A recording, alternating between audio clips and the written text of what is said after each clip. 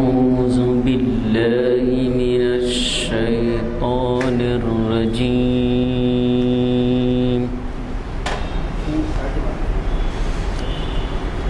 بسم الله الرحمن الرحيم.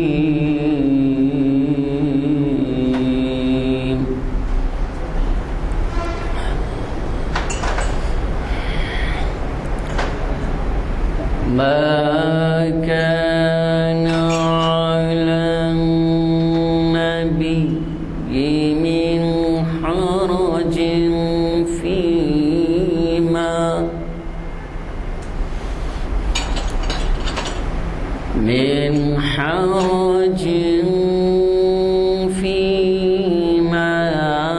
فرض الله له. سنة الله في الذين خلوا من قبل وكان أمر الله قدرا مقدورا.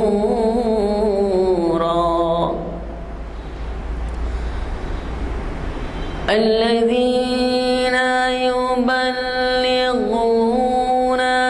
رسالات الله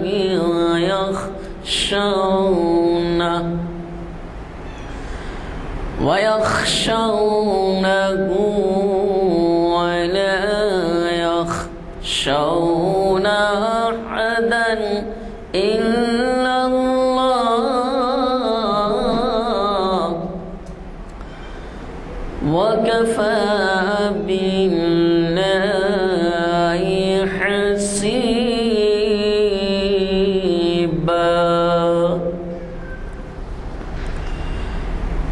ما كان محمد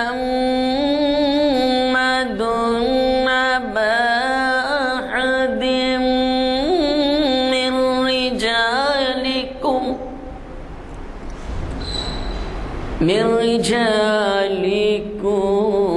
ولكن رسول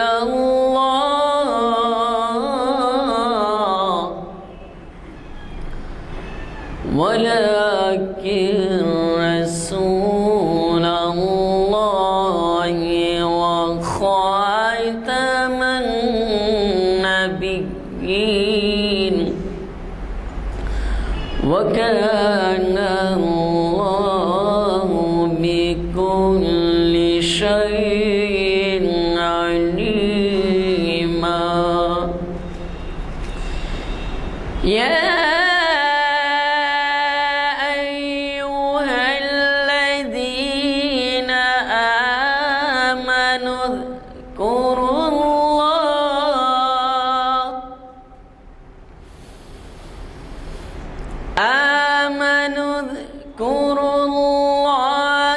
ذكرا كثيرا وسبحوه بكرة وأصيلا. صدق الله العظيم. حضرات، آپ سب کو یوم میلاد کی مبارکباد. آپ سبھی کو نہیں بلکہ یہ ہمارا پروگرام بین الاقوامی طور پر دیکھا جاتا ہے. آپ سب حضرات کی طرف سے ہمارے تمام دلچسپی رکھنے والوں سننے اور دیکھنے والوں کو بھی میں عید میلاد کی مبارکباد دیتا ہوں.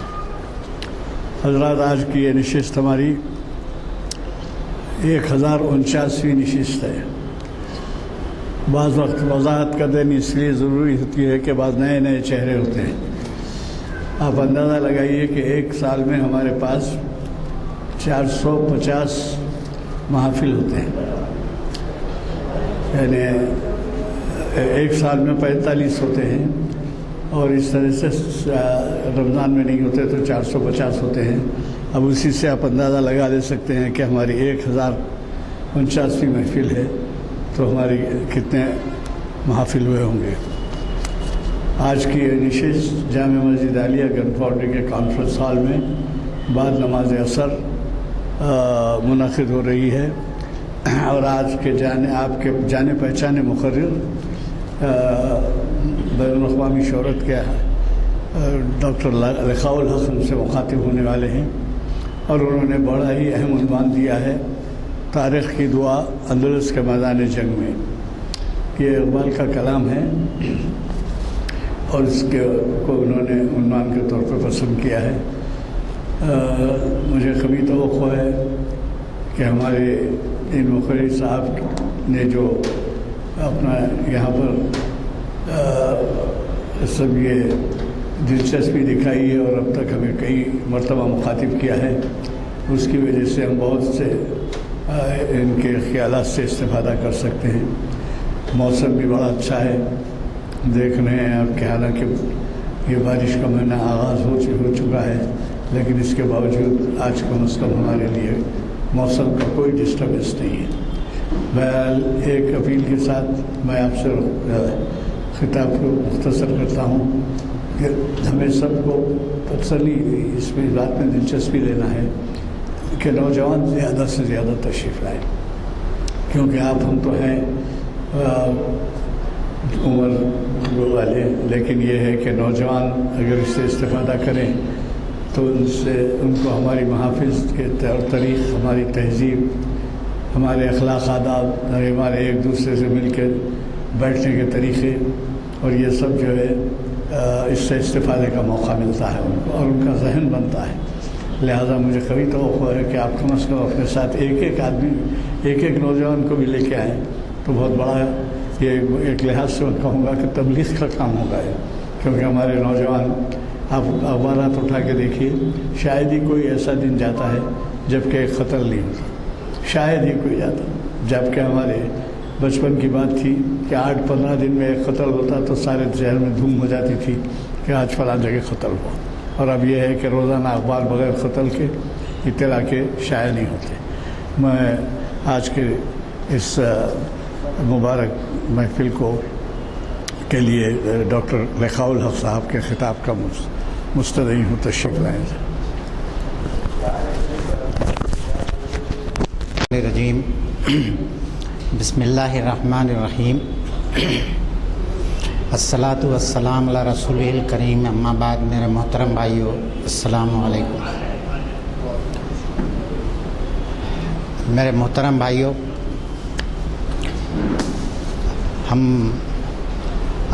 میں اس گو کہ میرا عنوان ہے تاریخ کی دعا اندلس کے میدان جنگ میں، مگر میں تھوڑا سا 5-7 منٹ، چونکہ عید میلاد کا موسم ہے، ہر جگہ آپ صلی اللہ علیہ وسلم کو لوگ یاد کر رہے ہیں، آپ پہ درود و سلام بھیج رہے ہیں،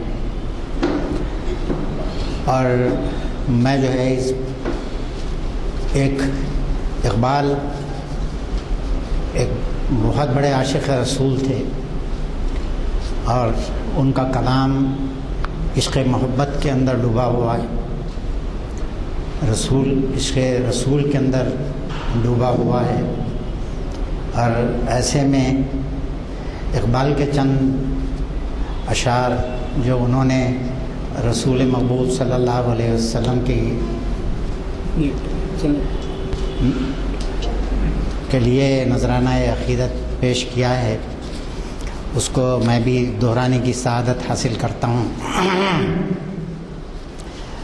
میں پہلے تو اس وقت جو ہے یاد آتی ہے جناب خلیل اللہ حسینی صاحب کی، وہ یہ جو ہے جو اشعار میں پڑھ رہا ہوں انہی سے میں نے سیکھے ہیں، سب میں پہلے انہی کو میں نے پڑھتے ہوئے سنا۔ اللہ تعالیٰ اقبال کو بھی اور خلیل اللہ حسینی صاحب کو بھی اللہ جنت فردوس میں جگہ دے، ان کے مراتب جو ہے نا بلند کرے۔ اقبال نے محمد صلی اللہ علیہ وسلم کے تعلق سے ویسے تو سارا کلام ہی جو ہے اقبال کا ہے، مگر یہ جو خطاب اقبال نے حضور صلی اللہ علیہ وسلم کی شان میں پیش کیا ہے وہ دراصل ہماری ماں حضرت عائشہ کی ایک حدیث کو سامنے رکھتے ہوئے لکھا. کہتے ہیں کہ وہ دانائے سبل ختم الرسل مولائے کل جس نے غبار راہ کو بخشا فروغ بادی سنا نگاہ عشق و مستی میں وہی اول وہی آخر وہی قرآن وہی فرقان وہی یاسین وہی طہ. کہ اقبال نے جو ہے وہ محمد صلی اللہ علیہ وسلم کے کردار کا جو نقشہ کھینچا ہے وہ بالکل وہی ہے جو حدیث میں حضرت عائشہ نے بیان کیا. جب لوگوں نے آپ سے پوچھا کہ رسول اللہ صلی اللہ علیہ وسلم کا کردار کیسا تھا تو انہوں نے جواب دیا کہ تم قرآن نہیں پڑھتے. اور قرآن کے اندر جو ہے اللہ رب العزت نے محمد صلی اللہ علیہ وسلم کو کہ جو اس میں لکھا ہوا تھا بس ایسا تھا کہ آپ صلی اللہ علیہ وسلم کی سوانح حیات ہے. کسی وقت اگر موقع ملا میں نے اس کے اوپر بہت کام کیا ہے اور میں نے جو ہے عمان میں ایک مسجد تھی وہاں پہ میں جمعہ کے خطبے دیا کرتا تھا. تو میں نے وہاں پہ مستقلاً ایک عنوان رکھا تھا کہ قرآن سے محمد صلی اللہ علیہ وسلم کی سیرت بیان کرنا. اور وہ شنفری کیمپ تھا وہاں پہ اور وہاں پہ میں نے 1.5 سال تقریباً جو ہے وہ یہ کیا. بہرحال محمد صلی اللہ علیہ وسلم کی سیرت و کردار کو اللہ رب العالمین نے جگہ جگہ جگہ جگہ آپ دیکھیے قرآن میں اللہ تعالیٰ نے بیان کیا ہے. اور 2 چیزیں ہیں. اقبال ہم سے یہ مطالبہ کرتے ہیں کہ محمد صلی اللہ علیہ وسلم کا عشق ہی دراصل ہماری ایمان کی بنیاد ہے. اور یہ دیکھا جائے کہ اللہ کو کس نے دیکھا, اللہ کو کس نے پہچانا؟ کیا کسی نے دیکھا ہے اللہ کو؟ نہیں دیکھا. محمد صلی اللہ علیہ وسلم نے ہم کو اللہ تک پہنچایا. آپ جو ہے وہ اس بات کو مانیں یا نہ مانیں, ہم نے محمد صلی اللہ علیہ وسلم کی شخصیت کو سامنے رکھ کے ہی اللہ کو مانا ہے. وہ شخص جو زندگی میں کبھی ایک مرتبہ, یہ ایک بہت بڑا معجزہ ہے کہ جھوٹ نہیں بولا ہے 60 سال کی عمر تک, 64 سال کی عمر تک, اور اس کی زبان سے کبھی ایک لفظ بھی جھوٹ نہیں نکلا. اور یہی وہ چیز تھی, یہی وہ کردار کی قوت تھی جس کی بنیاد کے اوپر حضور صلی اللہ علیہ وسلم نے توحید کو بنوایا. ورنہ دنیا کو کیا جو ہے نا مطلب معلوم تھا. آپ کو معلوم ہے کہ آپ صلی اللہ علیہ وسلم نے ایک انقلاب عظیم برپا کیا. اس 60 سال کی مدت کے اندر دنیا کی تقدیر بدل دی. اور آپ کو میں پچھلے دنوں ایک ہیلتھ میگزین پڑھ رہا تھا, تو ایک ڈینٹسٹ جو بہت بڑا سائنٹسٹ ہے, ڈینٹسٹ ہونے کے علاوہ, اس نے ایک مضمون لکھا. مضمون یہ تھا کہ اس نے جو ہے بتایا کہ جتنے بھی پرانی جو ہے 1000 سال 1500 سال پہلے کے اسکیلیٹنس جو خبروں سے وہ نکال کے یورپ کے اندر اس کا مطالعہ کیا انہیں, اور اس کا مین مقصد تھا کہ یہ دیکھا جائے کہ اس زمانے میں دانتوں کا کیا مسئلہ تھا. اس نے بتایا کہ یورپ میں ہزاروں لوگ صرف دانتوں کی بیماری سے مرتے تھے, اور سب کے جبڑوں کے اندر کینسر, جو بھی انہیں اسکیلیٹن نکالتا ہے اور جب دیکھتا اس کا مطالعہ کرتا تو معلوم ہوتا کہ سب جو ہے نا مطلب ہے کہ وہ کینسر سے مرے ہیں سب اتنے. یہ کیا حضور اقدس صلی اللہ علیہ وسلم کا یہ احسان عظیم نہیں ہے کہ انہوں نے ہمیں دانت صاف رکھنے کے تعلق سے اتنا کہا اور کہا کہ اگر آپ مسواک نہیں کرتے ہیں تو آپ کی دعا قبول نہیں ہوتی ہے. اور حضور صلی اللہ علیہ وسلم کے جتنے بھی سیرت نگار تھے وہ لکھتے ہیں کہ جب حضور صلی اللہ علیہ وسلم تھوڑا سا بھی مسکراتے تو آپ کے دانت جو ہے نا موتیوں کی مانند چمکتے. اور یہی چیز آپ نے دنیا کو سکھائی. میں تو صرف ایک ایگزامپل جو ہے دے رہا ہوں میں آپ کو، مگر بات دراصل یہ ہے کہ حضور اقدس صلی اللہ علیہ وسلم نے دنیا کو بدل کے رکھ دیا اس 60 سال کی مدت کے اندر ہی. اور اقبال کا مطالبہ ہم سے یہ ہے کہ ہم لوگ محمد صلی اللہ علیہ وسلم کے گرویدہ ہو جائیں اور اس کے سوا کوئی چارہ نہیں ہے ہمارے آگے.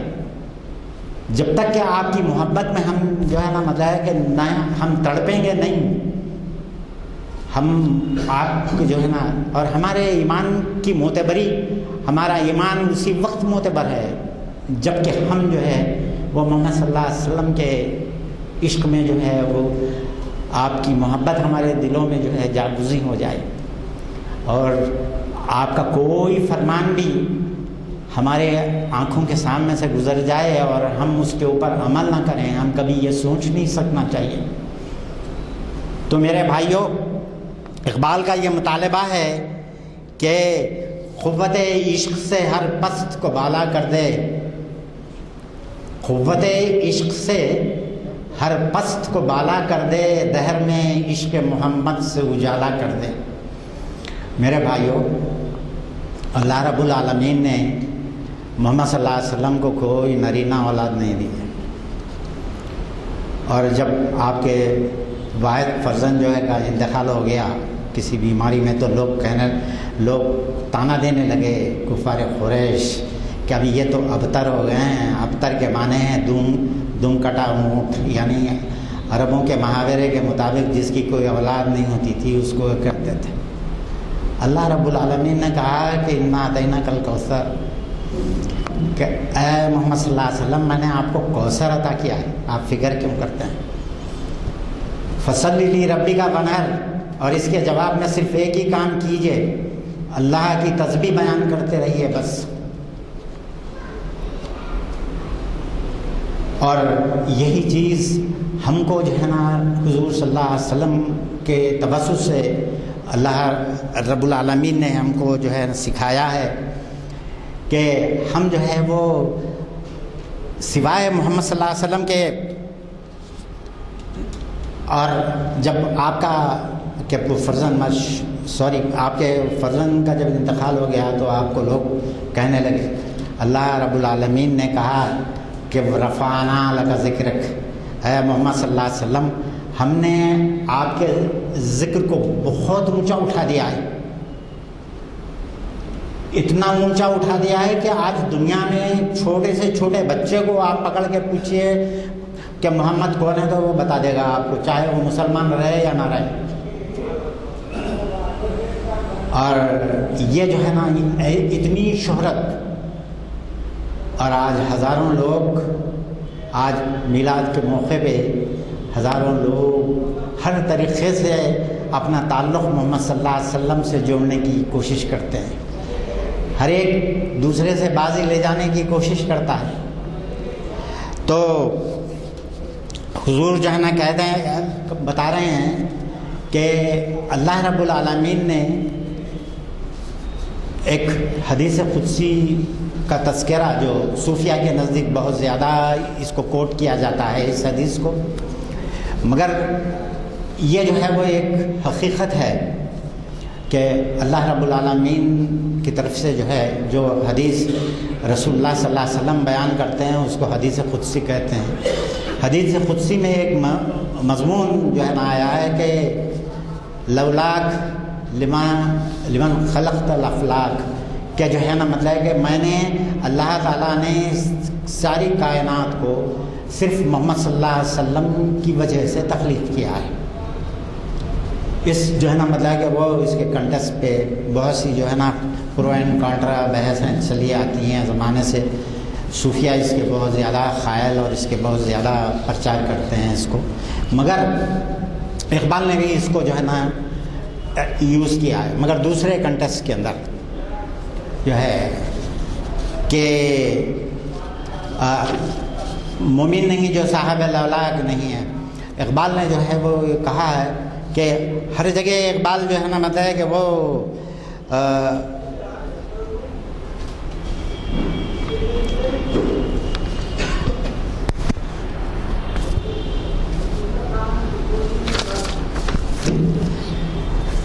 اس جو ہے نا چھوٹی سی جو ہے ذرا تھوڑا سا مضمون اگر میں کاٹ دیا ہے اس کو جو ہے وہ اصل موضوع جو میرا آج کا ہے میں اس کی طرف لوٹتا ہوں۔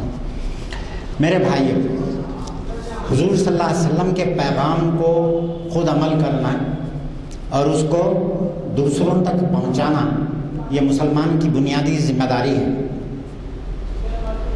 آپ مجھے یہ بتائیے کہ اگر ہمارے صحابہ جو ہے وہ 313 تھے جو ہے نا جو جنگ بدر کے اندر لڑنے کے لیے آئے تھے، حضور صلی اللہ علیہ وسلم نے ہاتھ اٹھا کے جنگ بدر کے میدان میں یہ دعا کی کہ اے اللہ، اگر یہ 313 آج شہید ہو جائیں گے تو قیامت تک روئے زمین پہ کوئی تیرا نام لینے والا نہیں رہے گا، ان کو کامیابی نصیب کر، ان کو کامیابی دے۔ اور اللہ رب العالمین نے آپ کی دعا قبول کر لی۔ میرے بھائیوں، آج کروڑوں لوگ مسلمان ہیں دنیا کے اندر، اور یہ ہر سجدہ جو اس وقت زمین کے اوپر ہو رہا ہے، کیا اس کا ایصال ثواب جو ہے نا وہ 313 کو نہیں ملے گا؟ آپ بتائیے ان کے اجر و ثواب کا کوئی حساب لگا سکتے ہیں؟ کوئی انسان تصور نہیں کر سکتا کہ ان 313 کا کیا مقام اور کیا مرتبہ اور ان کا کیا جو ہے وہ ان کا یہ تھا۔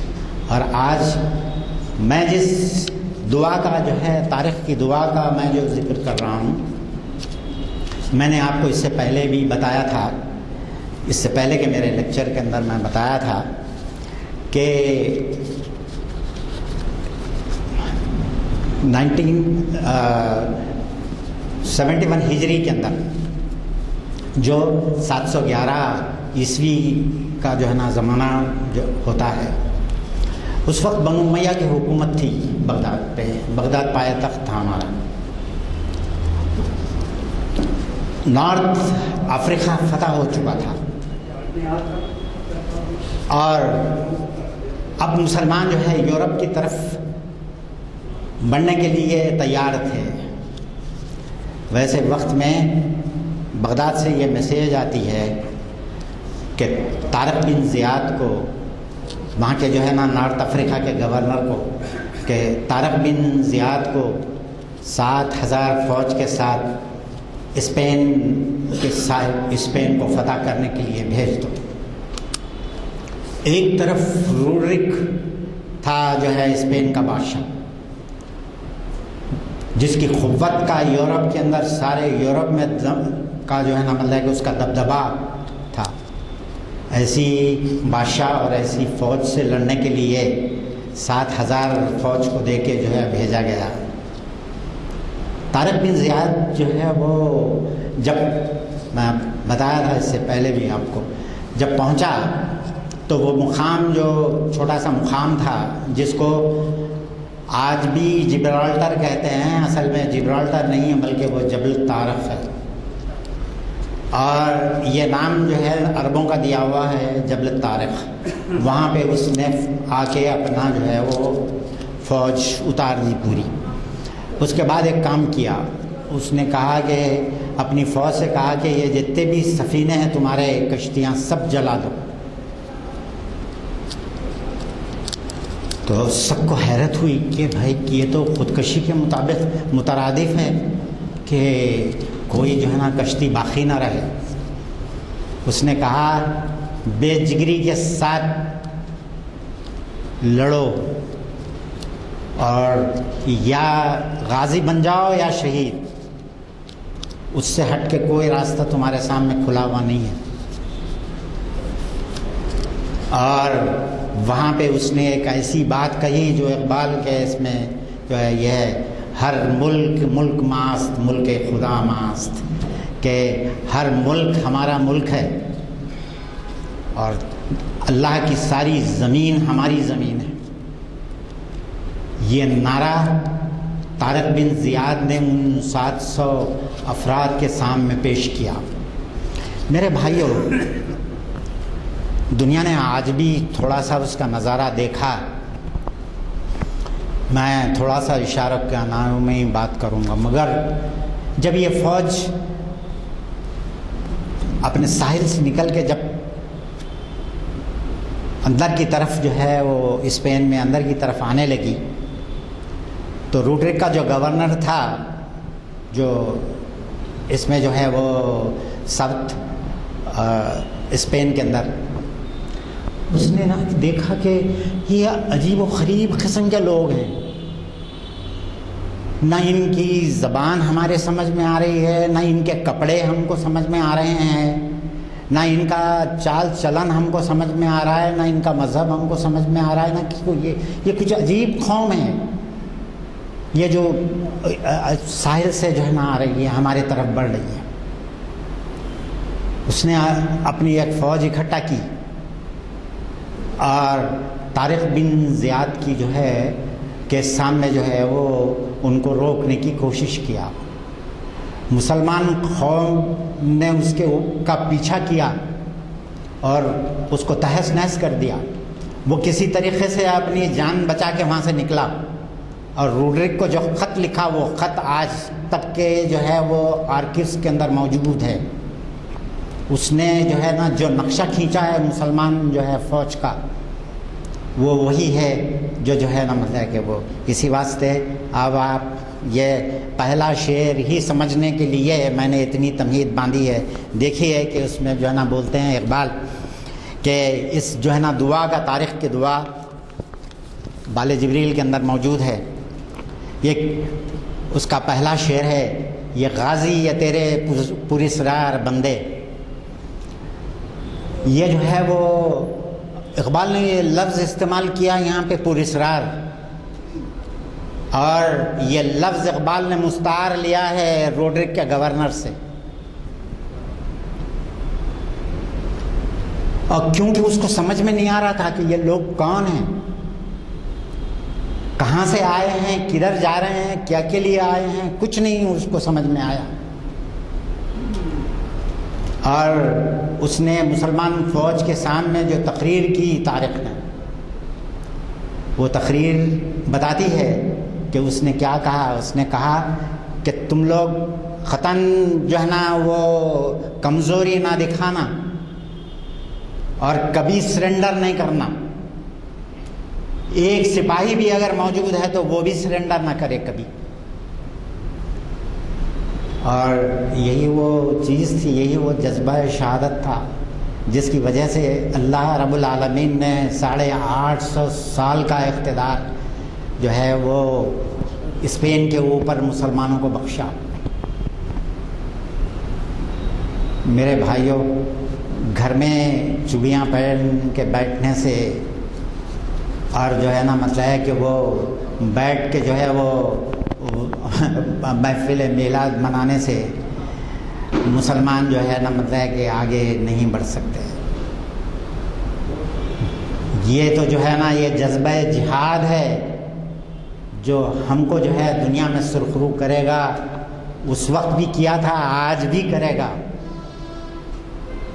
اقبال جو ہے نا کہتے ہیں کہ آپ دیکھیں کہ جو ہے وہ جگہ جگہ اقبال کا کوئی بھی کلام آپ اٹھا کے دیکھ لیں، یا وسط افلاک میں تکبیر مسلسل، یا خاک کی آغوش میں تسبیح و مناجات. دو رویے انسانوں کے پیش کر رہے ہیں اقبال، دو رویے مسلم قوم کے پیش کر رہے ہیں اقبال. ایک تو وہ ہے کہ یا وسط افلاک میں تکبیر مسلسل، یا خاک کی آغوش میں جو ہے وہ تسبیح و مناجات. اس کے بعد ڈیفائن کر رہے ہیں یہ مذہب ملا، یہ یا وسط افلاک میں تکبیر مسلسل، یا خاک کی آغوش میں تسبیح و مناجات، یہ مذہب ملا و جمادات و نباتات، یہ مذہب مردان خدا گاہ و خدا مست. کہ وہ مسلمان جو تھا وہ کبھی بھی جو ہے وہ یہ اس بات کے لیے تیار نہیں ہوتا تھا کہ وہ بیٹھ جائے خاموش.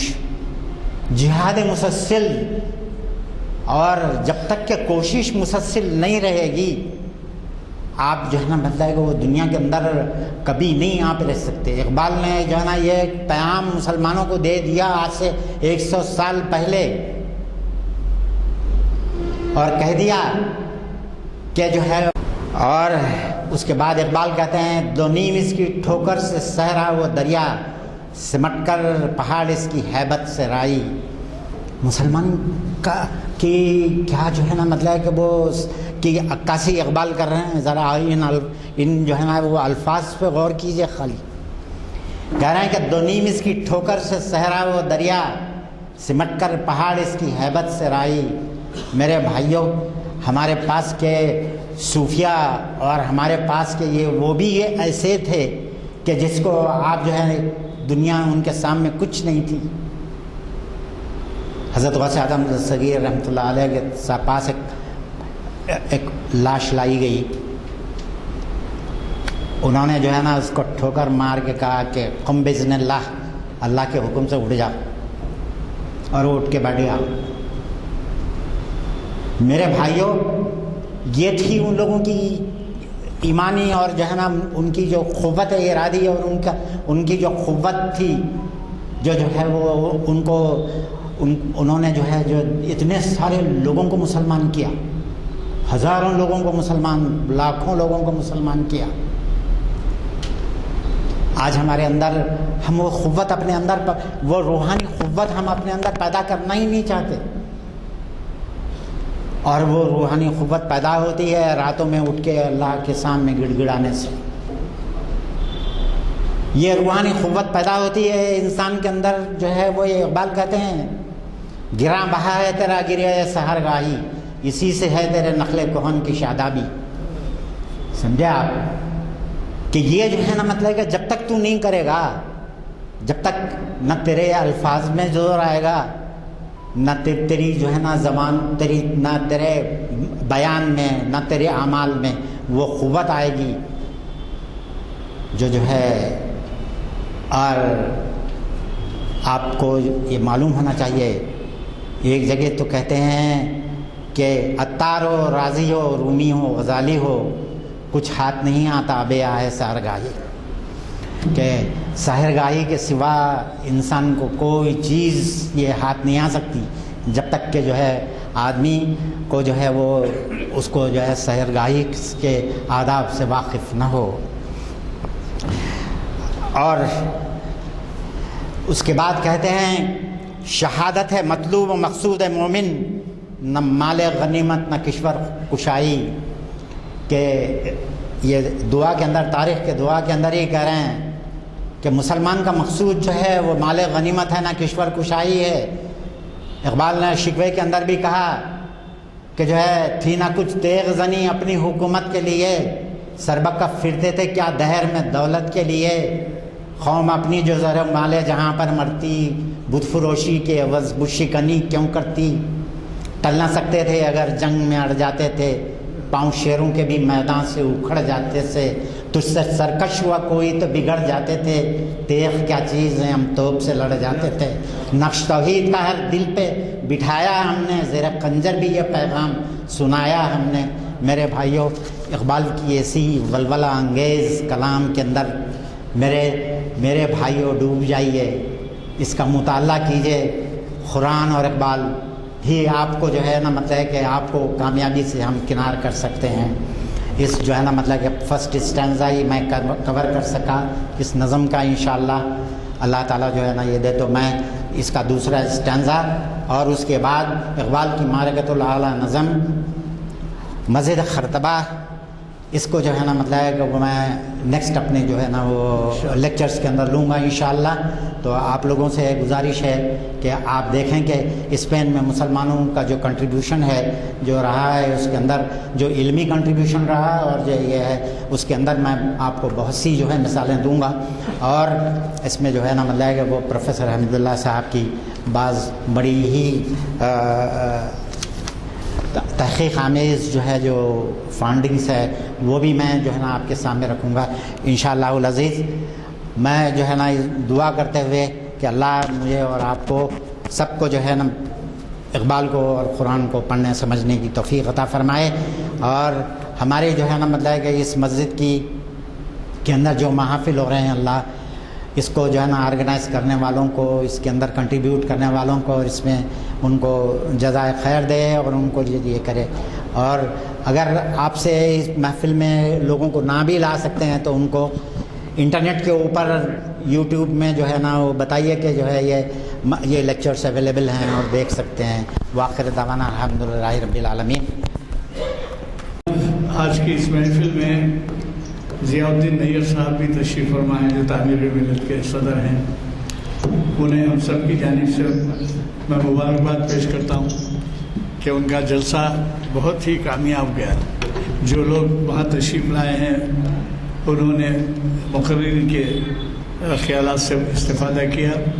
میرے خیال میں کئی دنوں کے بعد ایسا جلسہ ہوا جس میں شاید جگہ کی تنگی محسوس کی گئی کہ اتنے لوگ آئے تھے، اور یہ سب ہمارے نو منتخبہ صدر تعمیر ملت کی کوششوں کا نتیجہ ہے۔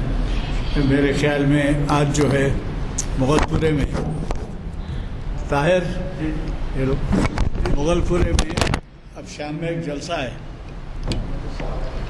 آج کے جلسے کے لیے ذرا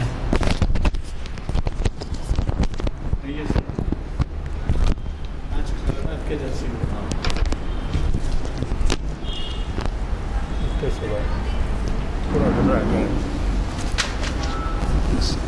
السلام علیکم۔ گزشتہ 72 سال سے تعمیر ملت یوم رحمت للعالمین صلی اللہ علیہ وسلم منعقد کرتی آ رہی ہے۔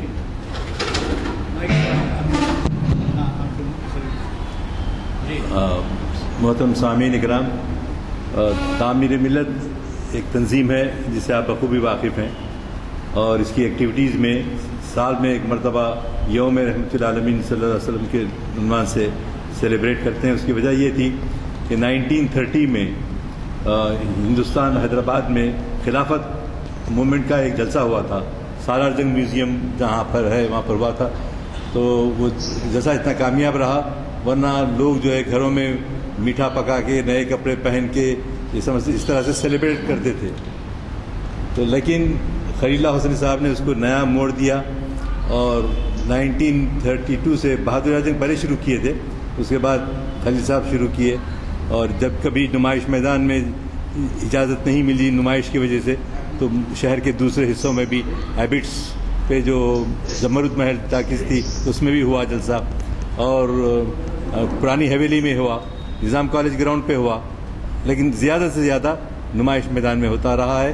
چنانچہ بڑی کامیابی کا، جیسا کہ ہمارے بزرگ غلام میدانی صاحب سینئر ایڈوکیٹ، چونکہ ہم سے عمر میں بڑے بھی ہیں، اور آپ نے تمام جلسے دیکھے ہیں، کل کے جلسے میں شرکت کی انہوں نے، اور بہت متاثر ہوئے کہ حالانکہ میرا منتخب ہونے کے بعد چوتھا یا پانچواں مہینہ ہے، لیکن اللہ توفیق دیا اور ہم نے کیا۔ انشاءاللہ تعالیٰ یہ سلسلہ آئندہ بھی جاری رہے گا۔ اس کو منانے کا مقصد نہیں ہے، اس کو جو ہے اپنے معلومات میں اضافہ کرتے ہوئے عمل کرنے کے، انقلابی عمل کرنے کے لیے، جس کی دعوت یہاں کی محافل میں بھی دی جاتی ہے، ایک سال میں ایک مرتبہ بڑے پیمانے پر وہ یوم رحمت العالمین ہوتا ہے، اس میں آپ نے شرکت کی ہوگی۔ اگر نہیں کیے ہیں یا وقت ہے تو آج 8:30 بجے چنچل گوڑا گراؤنڈ پر جلسہ یوم صحابہ ہے۔ صحابہ کا جلسہ بھی شروع کر کے 40 سال ہوئے۔ مقصد یہی ہے کہ حضور کے صحابہ جو ہیں، اصحابی کا نجوم بیئہم اہتدیتم اقتدیتم، صحابہ میرے ستاروں کے مانند ہیں، جو ان کی اتباع کرے گا وہ میری اتباع کرنے کے موافق ہے۔ تو لہٰذا میں آپ سے اپیل کرتا ہوں کہ اگر آج وقت نکال کر آپ چنچل گوڑا جونیئر کالج گراؤنڈ پر تشریف لائیں تو انشاءاللہ ایک مقرر جو مالیگاؤں سے آئے ہیں وہ بیرونی مقرر ہیں، اور حیدرآباد کے شہر کے بھی اور 3 مقرر ہمارے عاقل صاحب کے بیٹے حسام الدین جاف بشا ہیں اور دیگر ہیں۔ تو انشاءاللہ میں توقع کرتا ہوں کہ 8:30 سے 11:30 تک چلے گا۔ جیسے کہ انہوں نے کہا ہے رات کے جلسے میں شرکت فرمائیں گے۔ چونکہ دعا ہو چکی ہے، صرف آپ کے اگلے محفلوں میں شرکت کی گزارش کرتے ہوئے محفل برخاست کی جاتی ہے۔